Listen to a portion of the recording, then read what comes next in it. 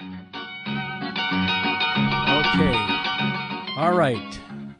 Good afternoon, folks. I'm Randy Credico. You are listening to WBAI Free Speech Radio here in Brooklyn, New York, in the heart of New York City. We have a tremendous show today.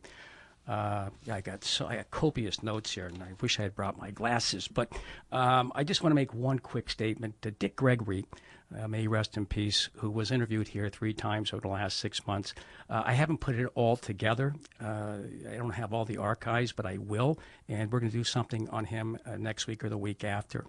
That being said, Bob Ganji, tomorrow there'll be a demonstration outside of the debate because he's been left off the Democratic primary debate, and he's the progressive. He is the civil rights crusader for 40 years with the Correctional Association and Prop.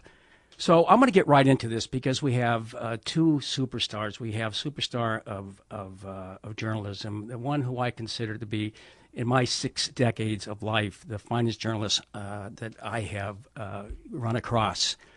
And that is, of course, John Pilger, the award-winning journalist, filmmaker, and he joins us from London. I want to get right into this. Good evening, John. I know it's 10 o'clock there.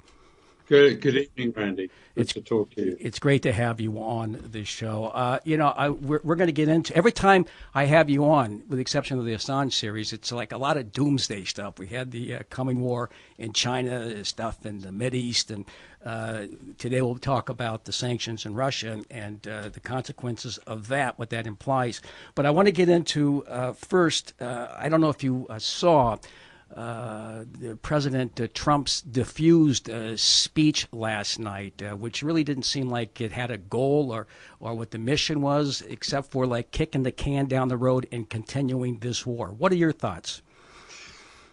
Well, no, I didn't see it, although I know people who have listened to it. I've read it. I've just read it, and I think your description is very well, kicking the can down the road. I was trying to be positive and not too doomsday about it when I saw his reference to, in the future, I think he said, possibly dealing with elements of the Taliban. And it occurred to me that this was almost a classic U.S. attempt to extricate itself from a disaster. Very similar words were spoken 4 or 5 years before the final end of the war in Vietnam and other wars.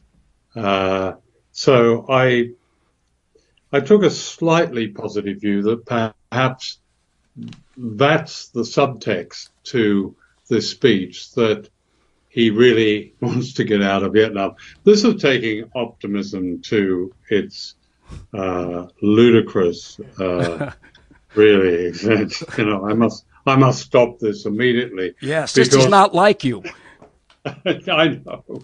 I want to hear some hardcore opinions. Just trying to help out here, all right, now Randy. Afghanistan was where the British Empire really was buried a little bit ahead of time, but that's where their greatest defeat happened. It's where the Russians suffered, the Soviets suffered their great defeat, and of course the United States has been suffering, although the Afghan people have been, of course, doing most of the suffering since it invaded in 2011. I looked up 2001. The words of Matthew Ho, who was a senior official in the U.S. State Department in 2009. You may remember he resigned in protest at President Obama's so-called troop surge. And he said that, in fact, the real reason the U.S. remained in Afghanistan was so that the military could continue asking Congress for multi-billion-dollar budgets while funneling cash to powerful private contractors. And I quote him, "There's no real grand design or purpose other than the forward momentum of the military-industrial complex." I think there probably is something of a design, actually. I take his point. I think that's a very good explanation of why the whole national security, military, industrial monster keeps going. I think it is about controlling a very important part of the world that has Russia to one side. It has East Asia. It looks down on the Middle East. It's a very important part. That'll never happen. The US is not controlling that clearly because the Taliban now has more than 40% of the territory in Afghanistan. So it's actually, in anybody's terms, a disaster. I think one thing it does indicate, Randy, is that the ascendancy of the military in Washington is expressed in this. So Trump is now really surrounded by generals.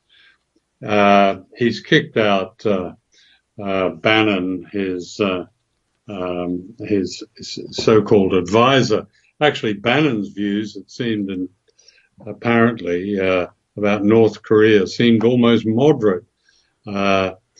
These generals around Trump now are expressing the Pentagon's view of the world. The Pentagon has been in the ascendancy in Washington since Obama came to power, since Obama, for the first time in the US presidency, moved the entire national security and military monolith of his predecessor and took the whole lot without changing it, including the Secretary of State for Defense, Robert Gates. All that happened in 2009. That's never happened before. So in other words, Obama took the whole war on terror, the Rumsfeld horrors, he took the whole lot from the Pentagon. And that's really grown since then, so that now the Pentagon is in effect in the White House running things. The US has become, in many respects, something of a military state. And I think having this so-called war in Afghanistan, which it's clearly losing and has been losing for a long time, is very important to them.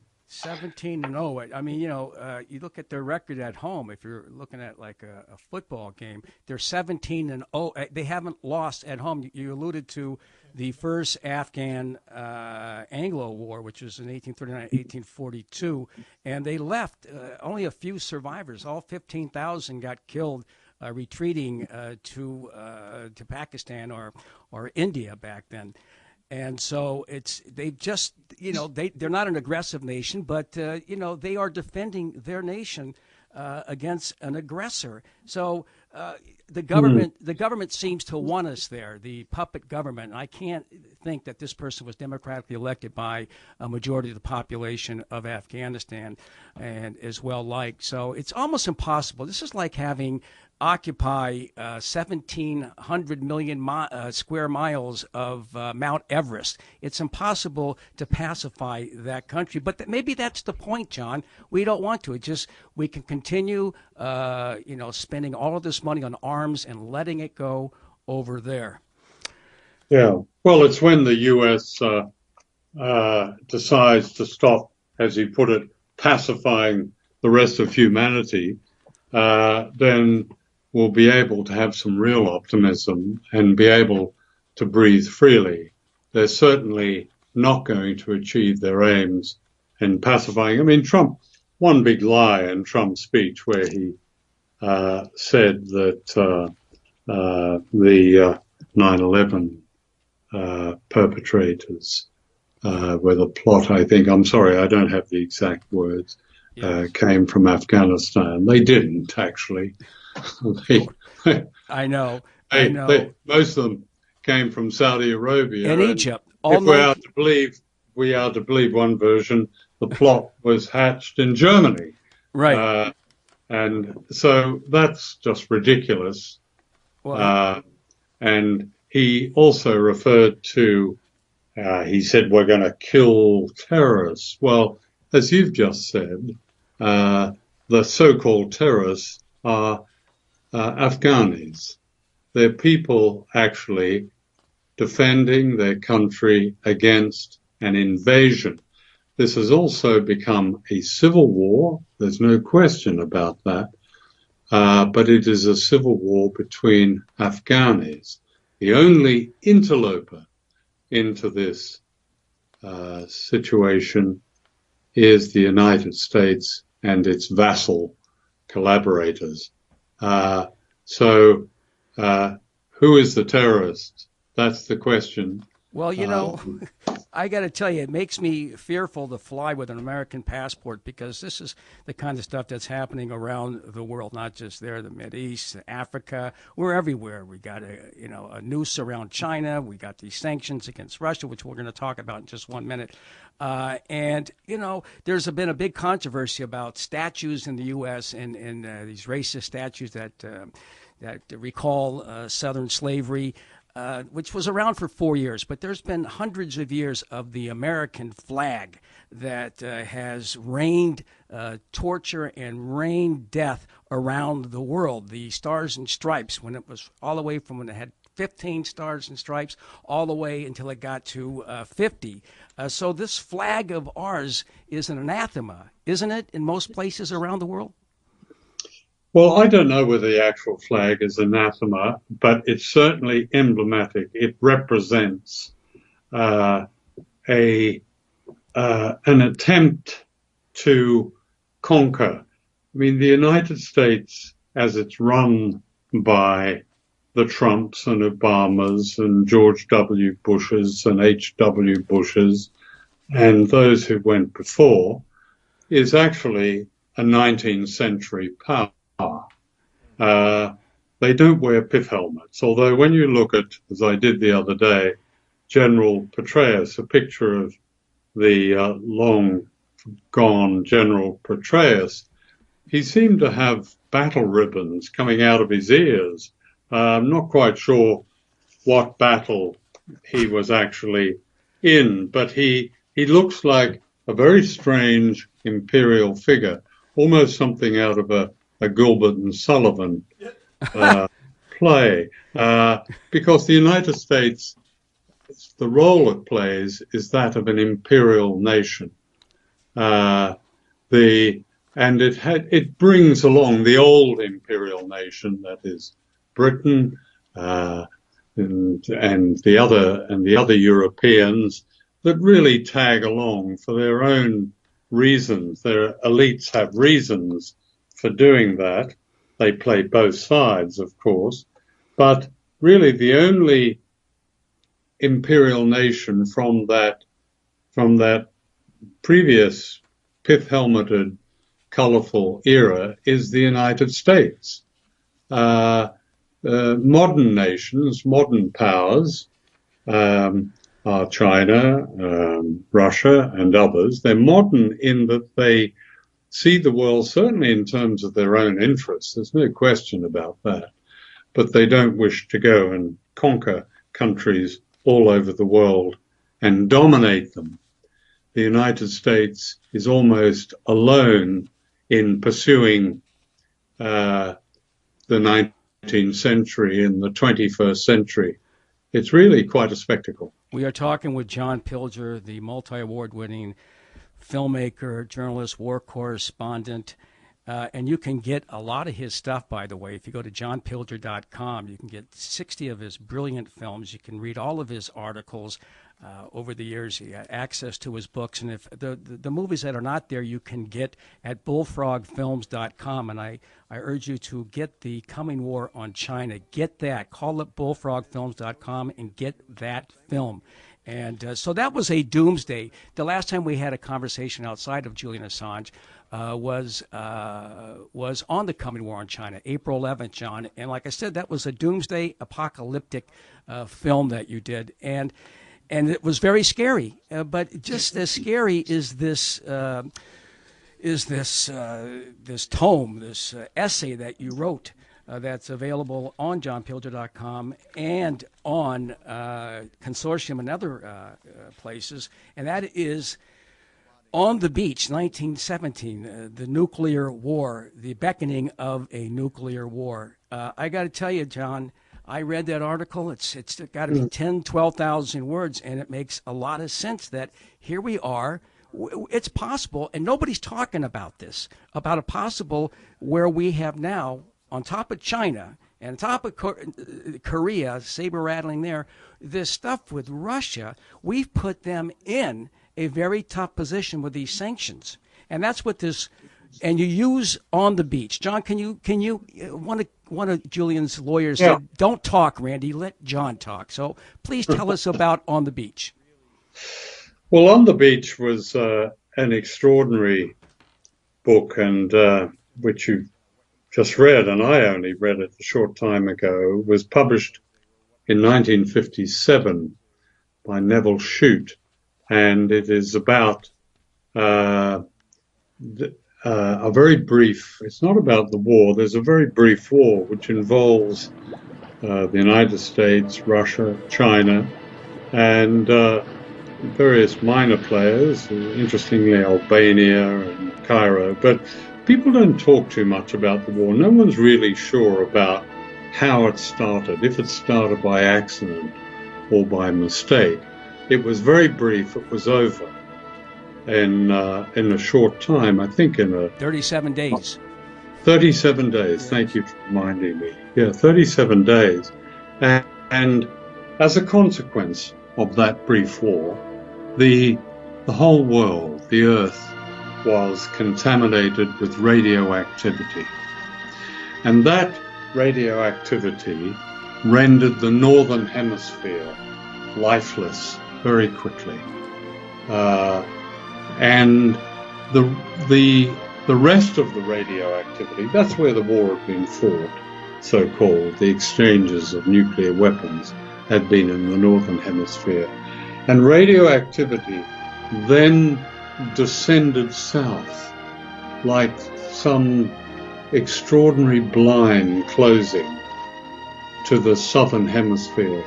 And Shute has written about an American submarine which heads south to try and really find life. It's the last active warship in the world and heads towards Australia.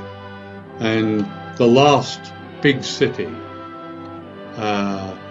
to survive is Melbourne, Australia, where this story is set, where people start to come to terms. At first they deny and they keep denying, but then they come to terms with the fact, as they say, they're going to be dead by September. And they, as the submarine commander says, in life we don't know when we're going to die, but now we do know when we're going to die. It's when the radioactivity reaches us. It's rather than, it is, of course it's about doomsday. It is about doomsday, but it is a warning.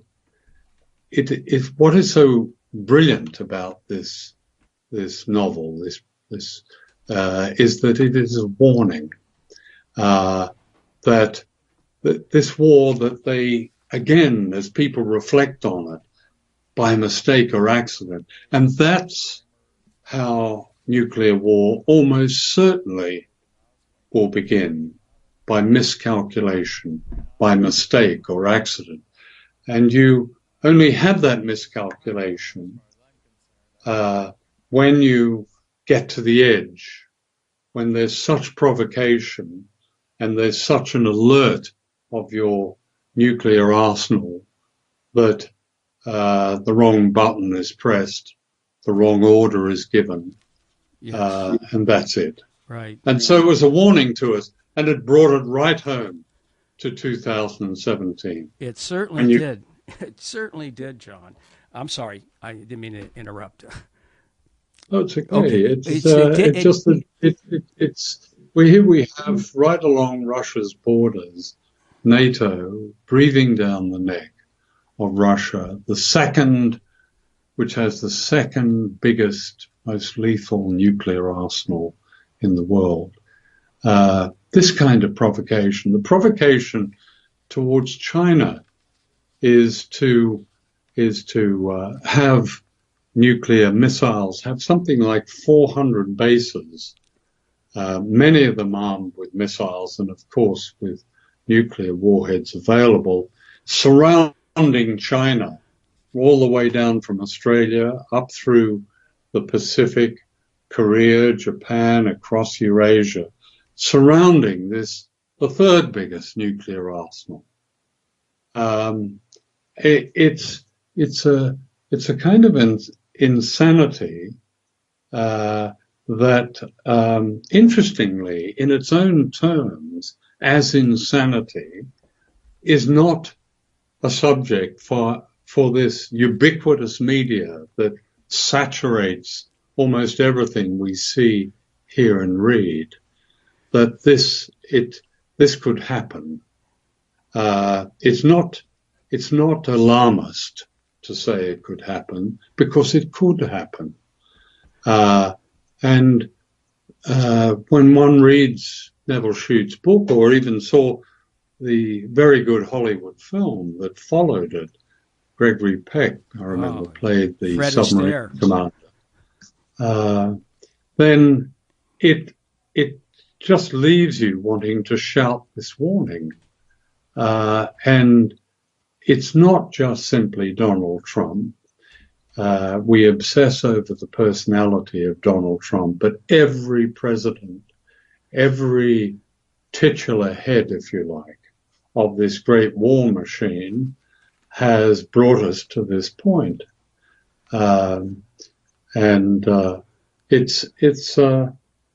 It's something that, here we are in 2017. If we can't really examine this, analyze it, debate it, and act upon it, then what progress have we made? Yeah, we're talking with John Pilger. John, I want to get back to that book by Neville Shute. Here's a person that was a scientist, an aeronautical engineer, so he understood what the impact of a nuclear war would be. It wasn't like he was an amateur on it. He knew that lasts 5 years, radiation lasts 5 years, and it kills everything. And this movie, the way they those last 2 months of life, people trying to live a regular life, in denial about the, which we all are anyway, but you actually had a date on your death here, and people tried to live a normal life to the very end. And they went in a submarine trying to find life somewhere else, and then the radiation spreading. And it got to me. It really did. And you have recommended this, and I do too. People must get this book called On the Beach by Neville Shute, and see the movie too. Gregory Peck, Fred Astaire, Ava Gardner, and Anthony Perkins. It really got me all the way through. And it's a novella. You can read it. I read it during the eclipse yesterday, since I never saw the eclipse, so I read a book waiting for it. You talk about a dud. I never saw the eclipse. But it gave me enough sun to read that book. So here's one of the guys I think in the movie Fred Astaire plays, and it's this guy Osborne, the scientist, and he says regarding about history, he says, why should we write a history of what's going on right now, since no one is going to be around to ever read it? That's right. Yeah. No one would be around. I mean, he throws a lot of little gems in there, and then the commander Gregory Peck says, he through the periscope at how beautiful these cities are, and there's like just one dog, I think in Cairns, or Darwin or some city over there by Australia or in Australia, and he says afterwards, he says, you know what, we're not good enough for this beautiful world. The human race is not good enough for this beautiful world, and. Yeah. And so there are a lot of little things like that in the book. I recommend people get it. But we are closer now, John.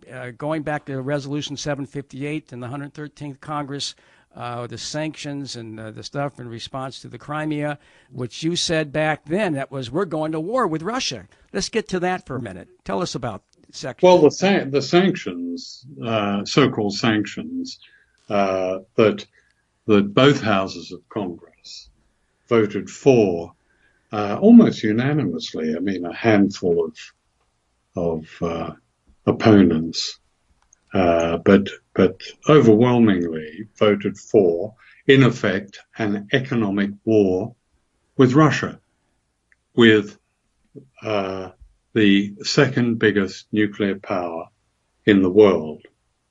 So what that means, that kind of provocation means that we're now depending on the Russians and indeed the Chinese as well, but the Russians, let's say at the moment, not to be provoked. It's something very similar with North Korea. You know, the misreporting, the misrepresentation of the situation around North Korea. North Korea was flattened by the United States, all its cities razed to the ground in the 1950s. North Korea, a very isolated regime, though not quite in the apocalyptic mold that it's presented in the press. North Korea has one aim, and that is to strike a peace deal with the United States, a peace treaty, so that the Korean War, which actually ended in 1953, would end officially. But North Korea believes, with a great deal of justification, that the United States is about to attack it. On its doorstep are something like 30,000 US troops. As we speak at the moment, the South Korean regime, which is a government, in fact a country that has done some extraordinary things in the intervening years, but was invented by the United States. The original South Korean elite were basically collaborators with the Japanese. At the moment, South Korea and the United States are having what they call a military exercise. That military exercise is about destroying North Korea, again, of what they describe as decapitating its leadership. The provocation of all this is almost astonishing when you think that North Korea is testing nuclear weapons and in defending itself, it only has to make one miscalculation to fire off one of these things and get the full fury of the United States down upon it. So the North Korean situation could be solved in a very short time.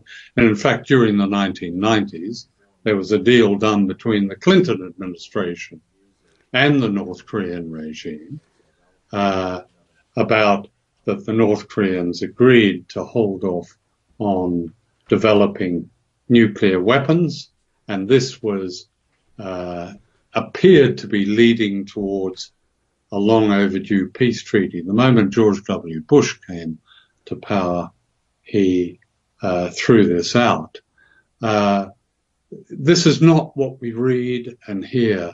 And I think that's the most important aspect of all of these issues that we're discussing on your program, Randy, is that this is a media age, a so-called information age. And yet the so-called information we get is so repetitive, and its greatest feature is its censorship by omission, what is left out. Yeah. We have so-called information pouring out of our phones. It almost comes through the air at us. We can't get away from it. Well, but we're not being told. We're not being treated as the adults in the 21st century should be. We're not being allowed to discuss, to make properly informed decisions. That's probably the most urgent problem we face. Ironically, it's one of information. I urge people to not watch MSNBC and CNN and these other major media outlets, but to go to the alternatives. Go to, you got Robert Perry out there, you got Dennis Bernstein out there, and of course you have the finest publisher who 10 years unblemished record of telling the truth, and that is your friend and mine, Julian Assange. Mm-hmm. You know? Yeah. And they're trying to stop him. They're trying to stop him. It's just unbelievable. He's told nothing but the truth, and they're trying to stifle Julian Assange because he is telling the truth. Well, the campaign against WikiLeaks and the campaign against whistleblowers, against truth tellers, really exposes the fact, and it is really a fact, that the so-called mainstream media, journalism, whatever misnomer people who work in this massive industry want to use, is really no more than an extension of established power. I've never known a time in my career as a journalist when raw propaganda with so little dissent has been so ubiquitous, so all-pervasive. It's everywhere. I can think back to even 10, 20, 30 years ago when other voices were allowed in newspapers and in television. Fortunately, we do now have the internet, and these voices can be found, and you've mentioned some of the sites. There's WikiLeaks itself, of course. There's Bob Parry's site, as you mentioned, Consortium News, and a number of others. And the Pacifica Network here, 5 stations that are not taking money from corporations or from the government. We, I think, are a very special slot on the radio dial here in New York and San Francisco, Houston, Washington, and Los Angeles. Well, the fact that we're having this discussion here, Randy, means that what you represent and what Pacifica stations like yours represent is what in the old Soviet Union Russian dissidents used to refer to as samizdat, a kind of underground media. And that was hugely important. I would suggest that the modern samizdat, which, as I say, your work represents and others represents, is even more important to break the silence, to break this wall of misinformation and often outright lies. Well, we've been talking with John Pilger. I hope you'll stay listening to the rest of the show, John. We are really is a pleasure. Time went by way too quickly, but don't go away. I hope continue listening, because we have a friend of yours coming up who, like you, has been a big supporter and friend of WikiLeaks and Julian Assange, outspoken really a gung-ho activist, not just for Julian Assange, but for Leonard Peltier and many others. And that, of course, is Pamela Anderson. John, we're gonna make a transition with music from your movie, which I can never get out of my head, which is by Vera Lynn. We're gonna play this, and we're gonna come back with Pamela Anderson on the other side. Thank you very much, John, but don't go away, please. All right, we'll be right back. Thank you, Randy. Here we go.